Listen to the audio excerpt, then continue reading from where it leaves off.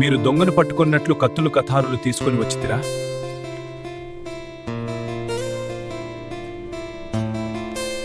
నీవు కూడా ఆ గలిలయుడైన యేసుతో ఉండితివి. నేను ఏమి చెప్పుచున్నావో నాకు తెలియదు.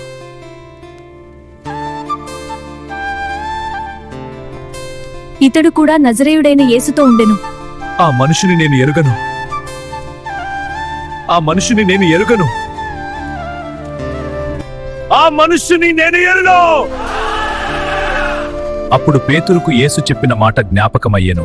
కోడి కుయ్యక ముందు నీవు నన్ను 3 మార్లు తిరస్కరించేదు. అతడు బయటకు వెళ్లి బహుగా విలపించెను.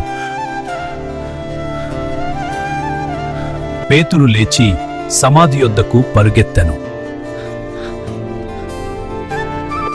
మీకు సమాధానము కలుగునుగాక. యోహాను కుమారుడా షీమోనా, నన్ను ప్రేమించుచున్నావా?